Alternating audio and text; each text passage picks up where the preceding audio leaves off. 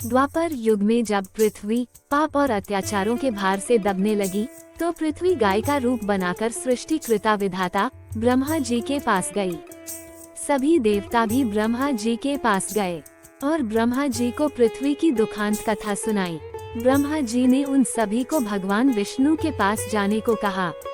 तब वहां उपस्थित सभी देवताओं ने निर्णय किया कि इस संकट के समाधान हेतु भगवान विष्णु के पास जाएंगे और सभी लोग पृथ्वी को साथ लेकर क्षीर सागर में भगवान विष्णु जी के पास पहुँचे, जहां भगवान विष्णु शेष शैया पर शयन कर रहे थे। वहां जाकर सभी देवता गण भगवान विष्णु की स्तुति करने लगे। स्तुति करने से भगवान विष्णु की निद्रा भंग हुई। तब विष्णु जी ने सबसे आने का कारण पूछा। तब दीन वाणी से पृथ्वी बोली, महाराज, संपूर्ण भूमंडल पाप और अत्याचारों से घिर गया है और पृथ्वी इन पाप और अत्याचारों के भार में दबने लगी है, इसलिए कृपा करके इस संकट का निवारण करें। ये सुनकर भगवान बोले, मैं ब्रज मंडल में वसुदेव गोप की भार्या कंस की बहन देवकी के गर्भ से जन्म लूंगा, इसलिए तुम ब्रजभूमि में जाकर यादव कुल में अपना शरीर धारण करो। इतना कहकर भगवान विष्णु अंतर ध्यान हो गए और देवता तथा पृथ्वी ब्रजभूमि में आकर यादव कुल के नंद, यशोदा तथा गोपियों के रूप में पैदा हुए। इसके बाद कुछ दिन ऐसे ही व्यतीत हो गए।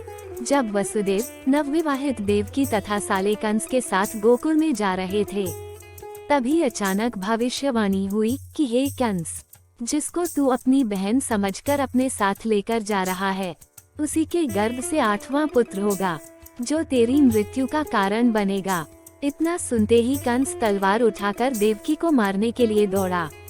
तब वसुदेव ने कहा, कंस, ये औरत बेकसूर है और बेकसूर स्त्री को मारना उचित नहीं है, इसलिए जब भी देवकी के गर्भ से पुत्र का जन्म होगा तो पैदा होते ही मैं आपको अपनी सब संतानें दे दूंगा, तो आपको कौन मारेगा।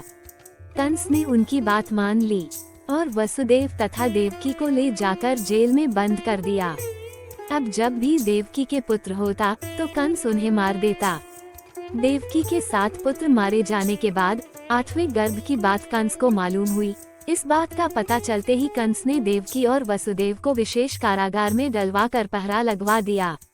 भाद्रपद माह की कृष्ण पक्ष की अष्टमी को भयावनी रात के समय जब शंख, गदा, पद्मधारी भगवान श्री कृष्ण का जन्म हुआ तो चारों ओर प्रकाश फैल गया। लीलाधारी भगवान की यह लीला देखकर वसुदेव और देवकी उनके सामने हाथ जोड़कर खड़े हो गए। भगवान श्री कृष्ण ने जब अपना बाल स्वरूप लिया, तब देवकी और वसुदेव के हाथों की हथकड़ियां टूटकर खुल गई, दरवाजे अपने आप खुल गए और पहरेदार सोते हुए नजर आए। तब वसुदेव कृष्ण जी को अपने साथ लेकर वहां से निकल गए। जब वसुदेव ने यमुना को पार करने के लिए अंदर प्रवेश किया तो यमुना का स्तर बढ़ने लगा। भगवान के चरण कमल छूने को लालायित यमुना कृष्ण द्वारा पैर लटका देने पर भगवान के चरण कमलों को स्पर्श कर उतर गई व बिल्कुल घट गई। वसुदेव यमुना पार कर गोकुल धाम पहुँच गए। वहां जाकर खुले दरवाजे और सोई हुई यशोदा को देखकर बालक कृष्ण को वहीं सुला दिया और सोई हुई कन्या को अपने साथ लेकर वापस चले आए। जब वसुदेव वापस कारागार में पहुँचे तो अपने आप उनके बेड़िया लग गई और दरवाजे बंद हो गए। दरवाजे बंद होने के बाद वहां सोए हुए पहरेदार भी जग गए। हथकड़ियां लगने के बाद कन्या के रोने की आवाज सुनाई दी। तब जगे हुए पहरेदारों ने कन्या का रुदन सुनकर तुरंत कंस के पास खबर भेज दी कि देवकी का 8वां पुत्र जन्म ले चुका है। ये सुनकर कंस तुरंत दौड़ता हुआ आया। जब कंस ने कन्या को हाथ में लेकर पत्थर पर पटकना चाहा तो कन्या हाथ से छूटकर आकाश में उड़ गई और साक्षात देवी के रूप में प्रकट होकर बोली, हे कंस, तुम्हें मारने वाला तो गोकुल में पहले ही पैदा हो चुका है। पापी कंस, अब वही तुम्हारा वध करेगा।